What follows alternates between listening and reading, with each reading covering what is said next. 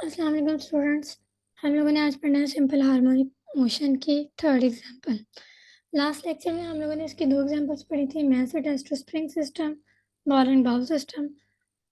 दोनों में सेम चीज़ थी कि जो ऑब्जेक्ट है वो पहले रेस्ट पोजीशन पे है, उसके ऊपर किसी किस्म की कोई फोर्स अप्लाई नहीं हो रही है, कोई डिस्टेंस कवर नहीं हो रहा है, कोई किसी भी किस्म की जो है वो मोशन नहीं हो रही है। लेकिन जैसे ही हम इनके ऊपर एक्सटर्नल फोर्स अप्लाई करते हैं तो क्या होता है, वाइब्रेटरी मोशन स्टार्ट हो जाती है, क्योंकि हमारे एक्सटर्नल फोर्स अप्लाई करने की वजह से इसमें एक इंटरनल फोर्स प्रोड्यूस होती है, रीस्टोरिंग फोर्स प्रोड्यूस होती है, जिसने क्या करना होता है, ऑब्जेक्ट को इसकी जो है रेस्ट पोजीशन पे, इसकी इक्विलिब्रियम पोजीशन पे वापस लाना होता है। ठीक है।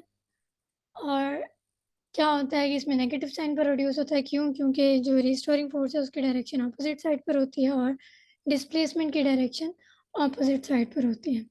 हमने लास्ट लेक्चर में mass attached to spring system, ball and bowl system पढ़ा था। हम लोगों ने देखा था कि इसने जो है सिंपल हार्मोनिक मोशन की दोनों कंडीशंस को फुलफिल किया था।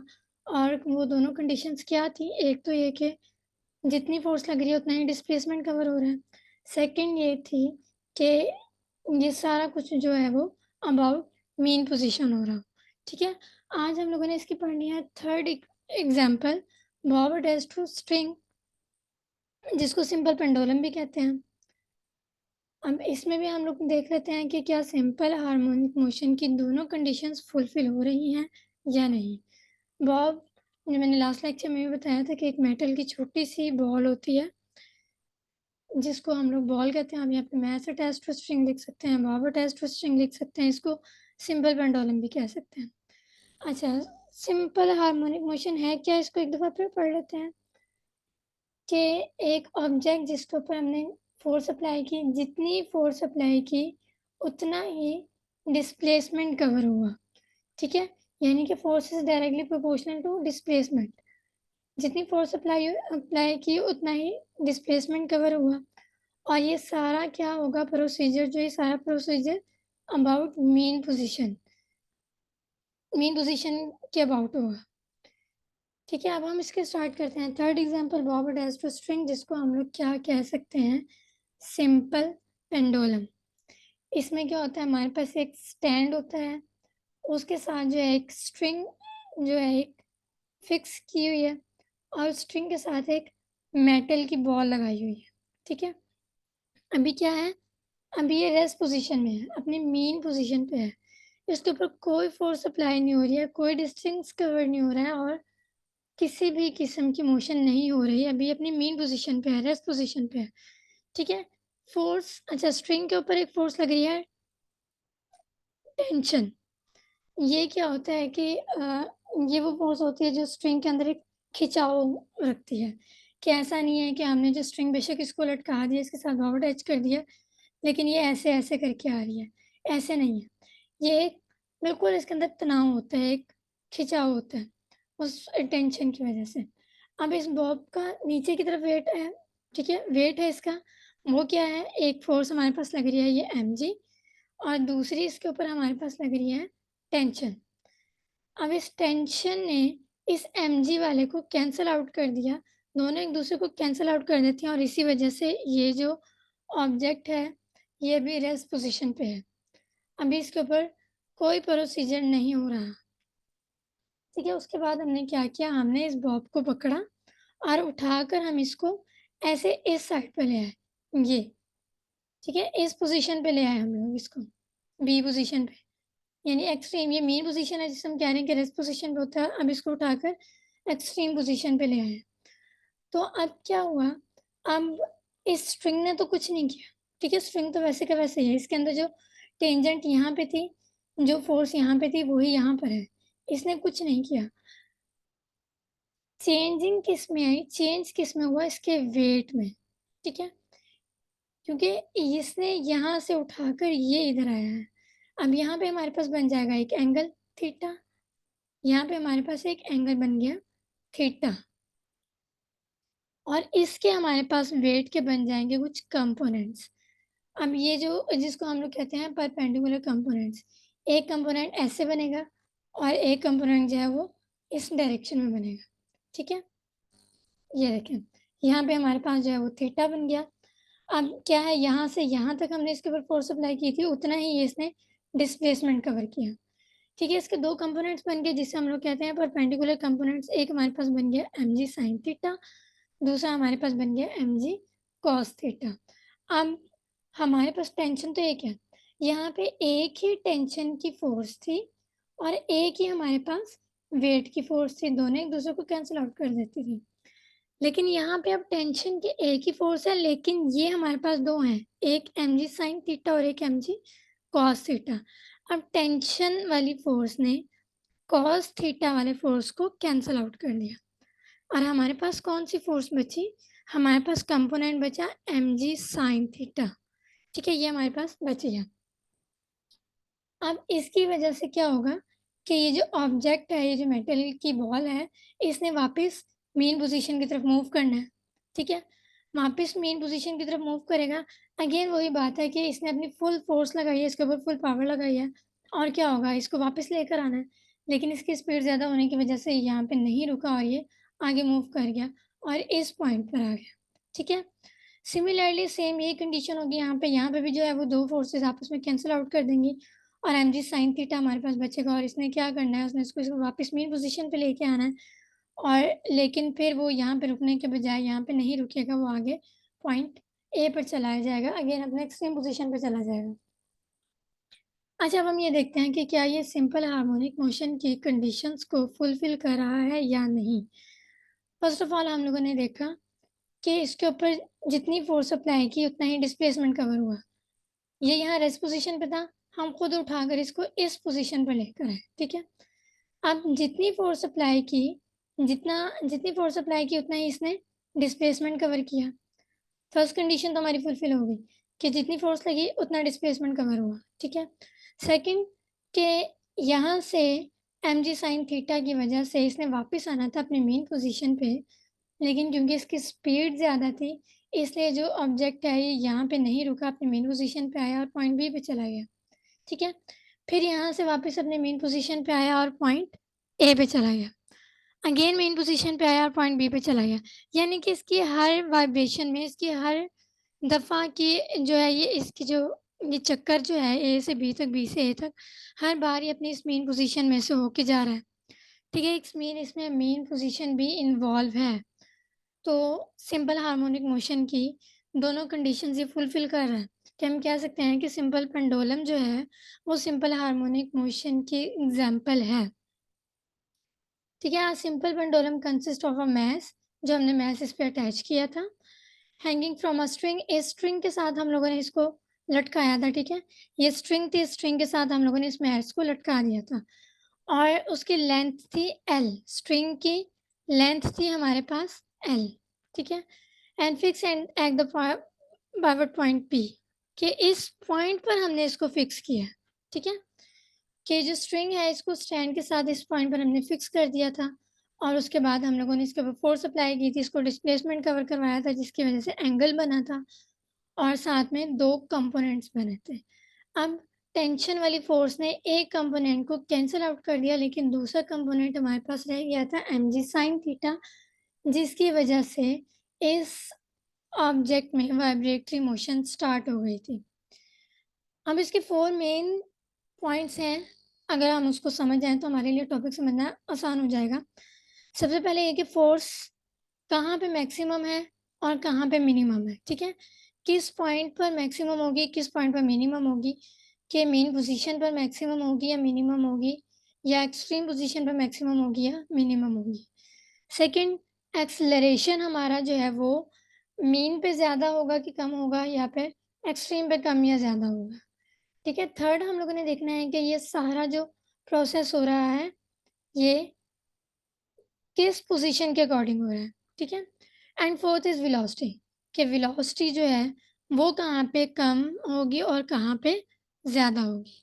ठीक है, ये मेन जो है 4 पॉइंट्स, इनको अगर हम लोग अच्छे से समझ आएँ तो ये टॉपिक मुश्किल नहीं है, बहुत ईज़ी है, थोड़ा-सा लंबा है, लेकिन टोटली थ्योरेटिकल है। इसके कुछ छोटे-छोटे पॉइंट्स हैं, अगर अंडरस्टैंड हो जाएँ, अगर समझ जाएँ, बहुत अच्छे से समझ जाएँ, तो उनको लिखना बहुत आसान है कि फ़ोर्स कैसे इफ़ेक्ट कर रही है, एक्सेलरेशन की वैल्यू कहाँ पे कम ज़्यादा है, किस पोज़ीशन के अकॉर्डिंग हो रहा है, वेलोसिटी जो है वो कहाँ पे कम और कहाँ पे ज़्यादा है। अच्छा, अब हम देख लेते हैं, इसमें देखते हैं कि यहाँ पे अभी हमने देखा कि ऑब्जेक्ट जो है, इसको अच्छा मैं रेज़ कर देती हूँ, जस्ट अ मिनट, इसको रेज़ कर देती हूँ ताकि समझाना आसान हो जाए।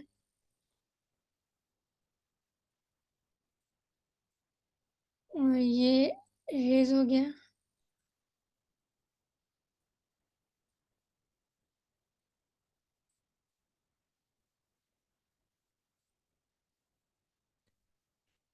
हमने कहा कि यहाँ पे कोई फ़ोर्स अप्लाई नहीं हो रही, कोई डिस्प्लेसमेंट कवर नहीं हो रहा है, कुछ भी नहीं है, ठीक है? लेकिन हमने इसको क्या किया, इसके ऊपर फ़ोर्स अप्लाई की, इसको उठाकर पॉइंट ए पर ले आए, ठीक है? पॉइंट ए पर लेकर आए, तो इसने क्या किया, डिस्प्लेसमेंट कवर किया। अब फ़ोर्स क्या थे, टेंशन ने mg cos थीटा को कैंसल आउट कर दिया था। हमारे पास कौन सा कंपोनेंट बच गया था, mg sin थीटा। अब मैंने ये कहा कि mg sin थीटा जो है, इसका काम क्या है, इसने इस ऑब्जेक्ट को वापस इसकी मेन पोजीशन पे लेके आना है। इसको वापस इस डायरेक्शन में लेके आना है, ठीक है? वापस इस पोजीशन में लेके आना है। तो क्या करना है, उसने फुल फ़ोर्स अपनी अप्लाई करनी है। फुल फ़ोर्स अप्लाई करेगी, मैक्सिमम जितना भी उसके पास जितनी भी पावर है, वो सब की सब यहाँ अप्लाई हो जाएगी। इट्स मीन यहाँ पर जो है, फ़ोर्स जो है वो मैक्सिमम होगी। अपने एक्सट्रीम पोज़ीशन पर फ़ोर्स मैक्सिमम होगी, और इसको यहाँ वापस जब लाना है, तो यहाँ पे आके हमें पता है यहाँ पहले भी कोई फ़ोर्स नहीं थी, बिल्कुल ज़ीरो थी, ठीक है? और दूसरा ये कि इसने जब इसको यहीं पे लेकर आना है, यहाँ पे लाके वो छोड़ देगा, फ़ोर्स खत्म। अब क्या है, यहाँ पे स्पीड है, स्पीड की वज़ह से वो आगे मूव कर गया। अगेन जब वो आगे मूव कर गया, तो फिर यहाँ पे mg sin theta component produce होगा। फिर वो अपनी फुल पावर के साथ इसको वापस लाने की कोशिश करेगा, अपनी फुल ताकत इस पे लगाएगा, मैक्सिमम फ़ोर्स लगाएगा। इट्स मीन यहाँ पे फिर इसकी फ़ोर्स जो है वो मैक्सिमम हो जाएगी, और यहाँ पर आकर दोबारा ज़ीरो हो जाएगी। मतलब फ़ोर्स जो है वो एक्सट्रीम पोज़ीशन पर मैक्सिमम होती है और मीन पोज़ीशन पर मिनिमम होती है। Force is always directed toward the directed to the mean position, कि उसने हमेशा जो है वो मेन पोजीशन की डायरेक्शन में ही ऑब्जेक्ट को लेके जाना। फोर्स की जो डायरेक्शन है वो हमेशा मेन पोजीशन की तरफ ही होगी, ठीक है? तो इस वजह से मिनिमम होगी वो मेन पोजीशन पर, क्योंकि वहाँ पे उसने लाना है, वहाँ लाके छोड़ देना है। मेन पोजीशन पर कम से कम फोर्स अप्लाई होगी, और मैक्सिमम होगी एक्सट्रीम पोजीशन पर। क्यों? क्योंकि उसने एक्सट्रीम पोजीशन से उसको वापस खींच के लाना है। तो वहाँ पे क्या होगा, फ़ोर्स जो है वो मैक्सिमम होगी, ठीक है? According to second Newton law, F is equals to ma, यानी कि फ़ोर्स और एक्सेलरेशन एक दूसरे के डायरेक्टली प्रोपोर्शनल है। फ़ोर्स मैक्सिमम है, तो एक्सेलरेशन भी मैक्सिमम है, ठीक है? फ़ोर्स मिनिमम है, तो एक्सेलरेशन भी मिनिमम है। इट्स मीन अगर मेन पोज़ीशन पर फ़ोर्स मिनिमम है, तो मेन ही पोज़ीशन पर एक्सेलरेशन भी जो है वो मिनिमम होगा, ठीक है? मेन पोज़ीशन पे। बिल्कुल ऐसे ही अगर फ़ोर्स मैक्सिमम है एक्सट्रीम पोज़ीशन पर, तो एक्सेलरेशन भी मैक्सिमम होगा एक्सट्रीम पोज़ीशन पे। फ़ोर्स और एक्सेलरेशन दोनों डायरेक्टली प्रोपोर्शनल हैं, ठीक है? जहाँ फ़ोर्स मैक्सिमम है, वहाँ एक्सेलरेशन मैक्सिमम है। जहाँ पे फ़ोर्स मिनिमम है, वहाँ पे एक्सेलरेशन मिनिमम है, ठीक है? अब जो वेलोसिटी है, वो बिल्कुल ऑपोज़िट है, वो इन दोनों के ऑपोज़िट है। अब वहाँ के उसमें क्या होता है, अ, यहाँ पे अभी कोई फ़ोर्स नहीं थी, ठीक है? हम यहाँ तक इसको लेके आए, यहाँ पे होगी मैक्सिमम फ़ोर्स। अब फ़ोर्स तो मैक्सिमम यहाँ हो गई, लेकिन जब इसको ये वापस लेके आएगा, इसकी फुल पावर से लेके आएगा, जैसे लास्ट लेक्चर में मैंने आपको एग्ज़ाम्पल दी थी कि अगर किसी पहाड़ से हम लोग नीचे उतर रहे होते हैं, तो क्या होता है, हमने यहाँ से नीचे उतरना होता है, हमने इस पोज़ीशन पे आके स्टॉप होना होता है। लेकिन हमारी स्पीड इतनी ज़्यादा हो जाती है कि हम यहाँ स्टॉप होने के बजाय हम थोड़ा-सा आगे मूव कर जाते हैं। बिल्कुल ऐसे ही यहाँ पे है कि हम जब वापस आना होता है, हमने यहाँ पे स्टॉप करना होता है, ठीक है? इसने यहाँ पे स्टॉप करना होता है। लेकिन यहाँ पे क्या होता है, स्टॉप स्पीड ज़्यादा होने की वजह से यहाँ पे जो है ऑब्जेक्ट नहीं रुक पाता, वो आगे मूव कर जाता है, ठीक है? अब आगे मूव करने के बाद क्या होता है, यहाँ पे आके कुछ सेकंड के लिए, कुछ नैनो सेकंड के लिए, 0.1 या 0.2 सेकंड के लिए ऑब्जेक्ट जो है वो रुक जाता है। जब ऑब्जेक्ट रुक ही गया, तो इट्स मीन क्या हुआ कि वेलोसिटी जो है वो खत्म, 0 या मिनिमम 0.2 समथिंग इतनी उसकी वैल्यू कुछ रह गई है, ठीक है, कम से कम वैल्यू रह गई है।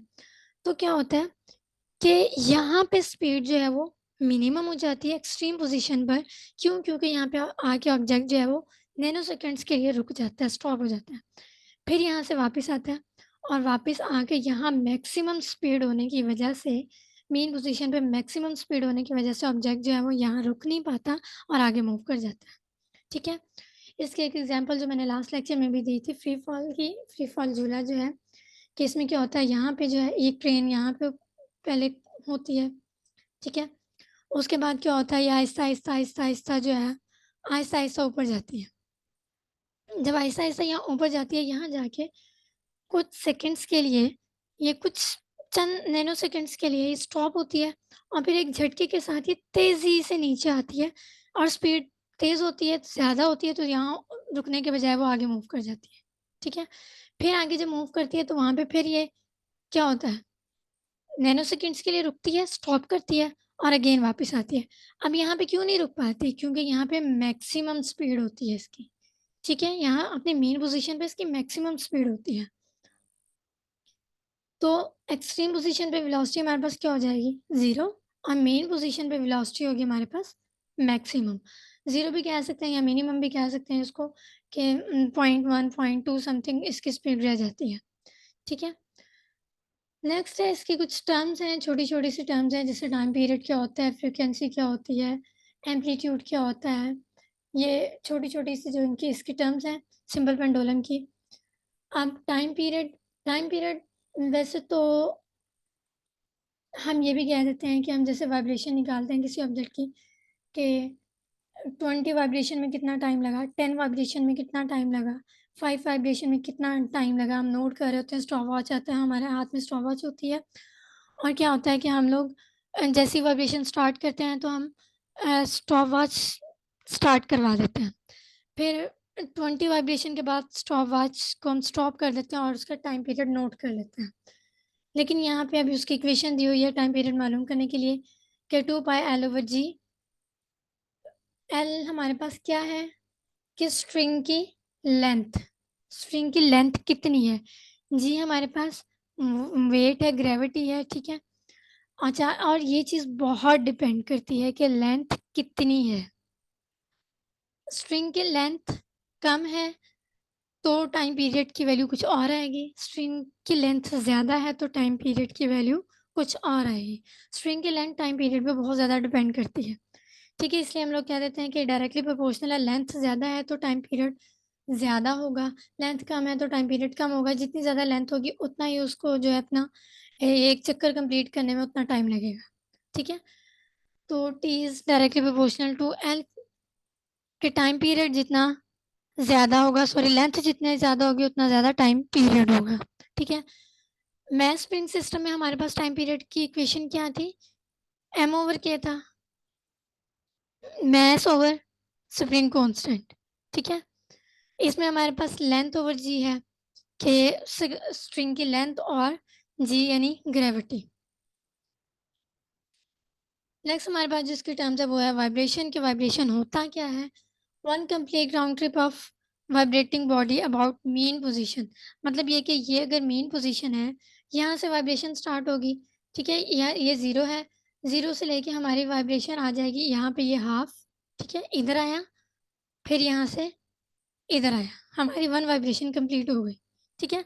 असल में होता क्या है कि यहाँ से इधर आया ऑब्जेक्ट, फिर इधर चला गया, फिर इधर आया, फिर इधर चला गया, तो ये एक वाइब्रेशन कंप्लीट हो गई, ठीक है। दूसरे वाइब्रेशन के लिए फिर ऑब्जेक्ट 0 से स्टार्ट आया, मेन पोजीशन पे आया, 180 पे चला गया, फिर वापस मेन पोजीशन पे आया, फिर 0 पे आ गया, सेकंड वाइब्रेशन कंप्लीट हो गई। तो जो वन राउंड ट्रिप कंप्लीट करता है, ठीक है, one complete round trip of vibration body about mean position. Next हमें इसकी टाइम पीरियड।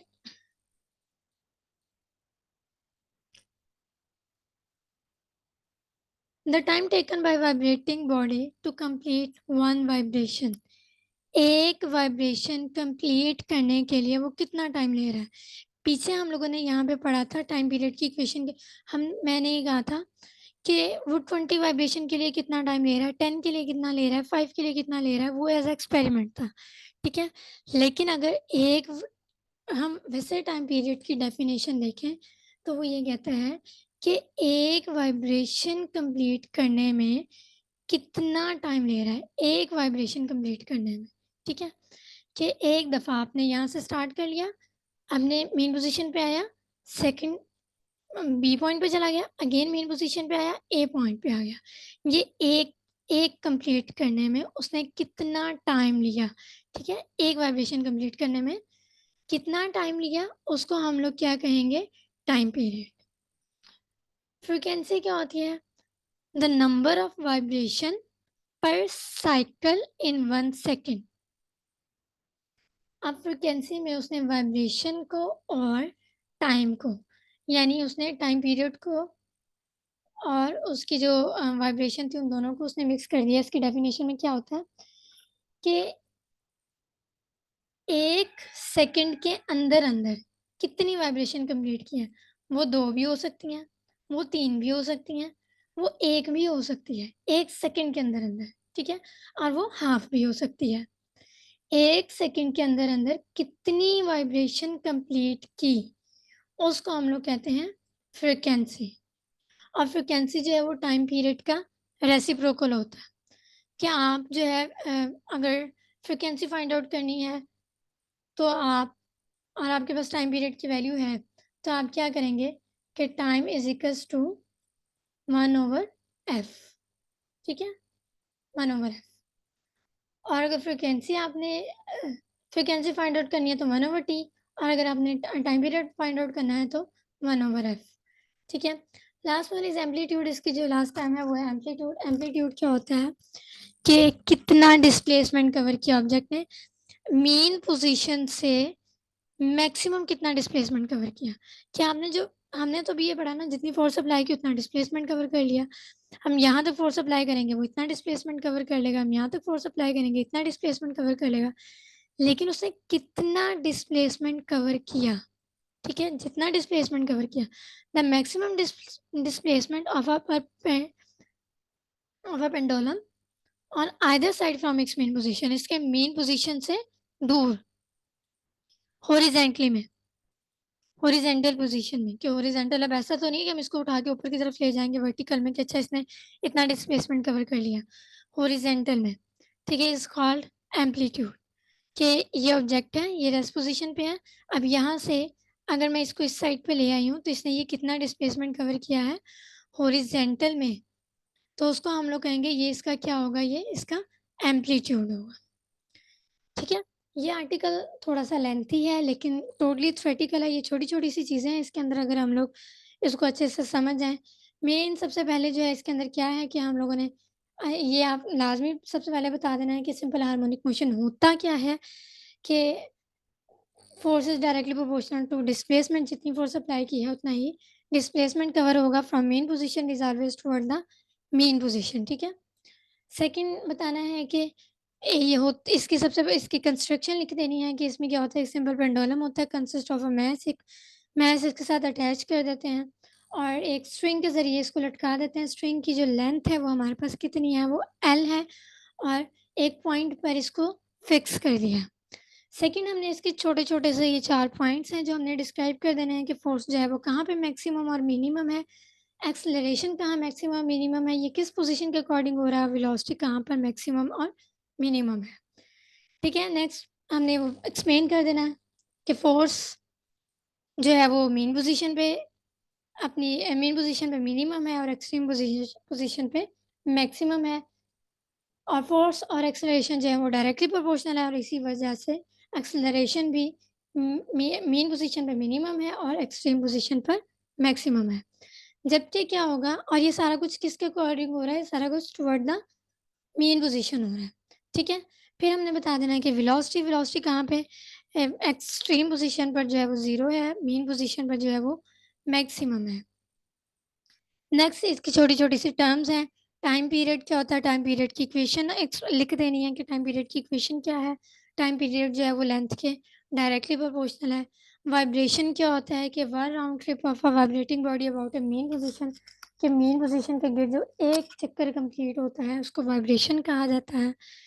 ठीक है, फिर टाइम पीरियड होता क्या है कि वन कंप्लीट वाइब्रेशन के एक वाइब्रेशन जो कंप्लीट होती है उसको हम लोग कहते हैं टाइम पीरियड। के एक एक वाइब्रेशन कंप्लीट होने में वो कितना टाइम लेता है, वो 1 सेकेंड भी ले सकता है, 2 सेकेंड भी ले सकता है, वो 5 सेकेंड भी ले सकता है। कितना टाइम लेता है वो एक वाइब्रेशन कंप्लीट होने में। ठीक है, उसे हम टाइम पीरियड कहते हैं। और फ्रिक्वेंसी क्या होती है कि 1 सेकेंड के अंदर अंदर कितनी वाइब्रेशन कंप्लीट हो रही हैं। ठीक है, उसने क्या किया, उसने वाइब्रेशन फ्रिक्वेंसी की डेफिनेशन में वाइब्रेशन और टाइम पीरियड दोनों मिक्स हो रहे हैं। देखिए इसमें टाइम का भी जिक्र आ रहा है और इसमें वाइब्रेशन का भी जिक्र आ रहा है फ्रिक्वेंसी में। ठीक है, 1 सेकेंड के अंदर अंदर कितनी वाइब्रेशन कंप्लीट होती हैं, वो एक भी हो सकती है, वो दो भी हो सकती हैं, वो तीन भी हो सकती हैं, वो हाफ भी हो सकती है। 1 सेकेंड के अंदर अंदर कितनी वाइब्रेशन कंप्लीट हुई उसको हम लोग कहते हैं फ्रिक्वेंसी। और लास्ट जो इसकी टर्म थी वो एम्पलीट्यूड। एम्पलीट्यूड क्या होता है कि मेन पोजीशन से लेकर कितनी दूर तक डिस्प्लेसमेंट कवर करता है, कहाँ तक इसका एक्सट्रीम पोजीशन आता है, मेन पोजीशन से कितना डिस्प्लेसमेंट कवर होता है। ठीक है, जैसे 1 2 3 4 5 6 7 8 9 10 11 12 सो ऑन, कि कितना डिस्प्लेसमेंट उसका कवर हो रहा है। ठीक है, मेन पोजीशन से दूर। और हॉरिजेंटली में, वर्टिकल में नहीं, हॉरिजेंटली में कितना डिस्प्लेसमेंट कवर हो रहा है उसको हम लोग कहते हैं एम्पलीट्यूड। ये था हमारा आज का टॉपिक। Thank you.